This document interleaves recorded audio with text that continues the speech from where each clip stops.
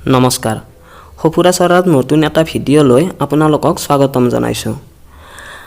চৰকাৰৰ সিদ্ধান্ততে দেশখন চলি আছে আৰু আজি আমাৰ দেশখন চহকী কৰিবলৈ চৰকাৰে কিমান কি যে কৰিছে তাৰ হিচাপ নাই। কিন্তু কেতিয়াবা আপুনি ভাবিছেনে ইমানবোৰ কষ্ট কৰাতকৈ চৰকাৰে এক বৃহৎ পৰিমাণৰ টকা ছপাই আমাৰ দেশখন ধনী কিয় কৰা নাই বাৰু? চৰকাৰৰ হাতত নোট প্ৰিণ্ট কৰাৰ সকলোখিনি সা-সুবিধাই আছে। তথাপি চৰকাৰে নিজ ইচ্ছামতে নোট প্ৰিণ্ট কৰিব পাৰে নে নোৱাৰে সেই বিষয়ে কিছু কথা আলোচনা কৰিম আমাৰ আজিৰ এই ভিডিঅ'টিত। তেন্তে আহক আমি ভিডিঅ'টিলৈ আগবাঢ়ি যাওঁ। চৰকাৰে হিচাপতকৈ বেছি টকা ছপাই দেশখনৰ সমস্যা কিয় সমাধান কৰা নাই এয়া বহুতৰ মনত প্ৰশ্ন উদয় হয়। চৰকাৰে এইকাৰণে এনেকুৱা কৰা নাই কাৰণ চৰকাৰে হিচাপতকৈ বেছি টকা ছপাব নোৱাৰে। টকা প্ৰিণ্ট কৰা হয় কিছুমান তথ্যৰ ওপৰত বহুখিনি আলোচনা কৰি। এখন দেশত নোট ছপোৱাৰ সময়ত এটা সমীকৰণ সদায় মনত ৰাখিব লাগিব আৰু সেই সমীকৰণটো হৈছে এখন দেশত উৎপাদিত সামগ্ৰী আৰু সেৱাৰ যি মূল্য আছে সেয়া সদায় প্ৰেজেণ্ট কাৰেন্সিৰ সমান হ'ব লাগিব। এই সমীকৰণটোৰ এটা ফালো যদি বঢ়া টুটা হয় তেতিয়াহ'লে দেশৰ অৰ্থনীতিত ব্যাঘাত জন্মিব আৰু কোনো এখন দেশৰ কাৰণে দেশৰ অৰ্থনীতিত ব্যাঘাত জন্মাটো ভাল কথা নহয়। কোনো এখন দেশৰ চৰকাৰ আৰু দেশখনৰ কেন্দ্ৰীয় বেংকে বহু আলোচনাৰ মাধ্যমেৰে নোট কিমান ছপাব সেয়া সিদ্ধান্ত লয়।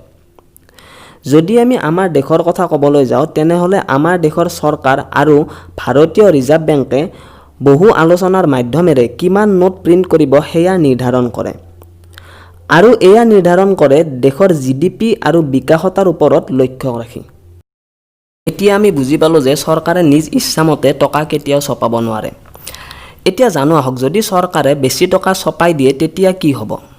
যদি চৰকাৰে বেছি টকা প্ৰিণ্ট কৰি দিয়ে তেতিয়া উৎপাদিত সামগ্ৰীৰ তুলনাত প্ৰেজেণ্ট কাৰেন্সি বাঢ়ি যাব, যাৰ ফলত আমাৰ কোনো কাৰেন্সিৰ কোনো ধৰণৰ ভেলু নাথাকিব বা ভেলু বহুখিনি কমি যাব আৰু দেশখনত বস্তুৰ দাম বঢ়াৰ বাদে একো লাভ নহ'ব। মানে আমি 10 টকাত কিনা ব্ৰেডটো কাৰেন্সি বেছিকৈ ছপাই দিয়াৰ ফলত 100 টকা বা 1000 টকাত কিনিব লাগিব। ধৰি ল'লোঁ আমাৰ দেশত 100 কিলো চাউল আছে আৰু আমাৰ প্ৰেজেণ্ট কাৰেন্সি 1000 টকা, মানে প্ৰতি কিলো চাউলৰ দাম 10 টকা।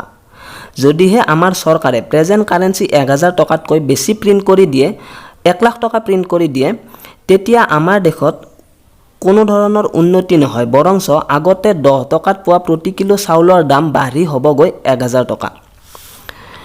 এনেকুৱা ভুল আমাৰ ইতিহাসত দুখন দেশে ইতিমধ্যে কৰি থৈছে। এখন হ'ল জাৰ্মানী আৰু দ্বিতীয়খন হ'ল জিম্বাবুৱে। প্ৰথম বিশ্বযুদ্ধৰ সময়ত জাৰ্মানীয়ে বহুকেইখন দেশৰ পৰা ধাৰ লৈছিল আৰু যুদ্ধত জয়ী হ'ব নোৱাৰাত সিহঁতৰ কাৰণে ধাৰ পৰিশোধ কৰা অসম্ভৱ হৈ পৰিছিল। তেতিয়া জাৰ্মানীয়ে এক বৃহৎ পৰিমাণৰ নোট ছপাইছিল, কিন্তু ইয়াৰ সুফল কোনো ধৰণৰ দেখা পোৱা নগ'ল। বৰঞ্চ জাৰ্মানীত 25 টকীয়া টুথপেষ্ট এটাৰ দাম 770 টকালৈ বৃদ্ধি পাইছিল। জিম্বাবুৱেও কেইবছৰমানৰ আগতে এই একেই ভুলে কৰিছিল, যাৰ ফলত জিম্বাবুৱেত বস্তুৰ দামে আকাশ চুইছিল আৰু জিম্বাবুৱেৰ মানুহে ঘৰুৱা বজাৰৰ বিনিময়তে মোনা ভৰাই টকা দিব লগা হৈছিল। গতিকে আমি বুজি পালোঁ যে অগণন টকাৰ প্ৰিণ্ট কৰি এখন দেশ উন্নত আৰু চহকী কেতিয়াও হ'ব নোৱাৰে। যেতিয়ালৈ এখন দেশ ধনী হোৱাৰ প্ৰশ্ন আহে, প্ৰথম কথা হ'ল টকাই দেশ এখন ধনী কৰিব নোৱাৰে, দেশ এখন ধনী কৰিব পাৰে দেশখনৰ উৎপাদনে। এখন দেশ উন্নত হয় খেতিয়কে খেতিপথাৰত কৰা পৰিশ্ৰম আৰু উদ্যোগে প্ৰস্তুত কৰা সামগ্ৰী আৰু সেৱাৰ ফলত, কাৰণ এই দুয়োটা ক্ষেত্ৰই ডাইৰেক্টলি এফেক্ট কৰে দেশখনৰ GDPত। আৰু দেশত GDP আৰু উৎপাদন বৃদ্ধিৰ লগে লগে দেশৰ প্ৰেজেণ্ট কাৰেন্সি বাঢ়ি যাবই। এইখিনি আছিল কিছু কথা দেশ এখনত নোট ছপোৱাৰ ক্ষেত্ৰত অহা বাধ্যবাধকতাৰ ওপৰত।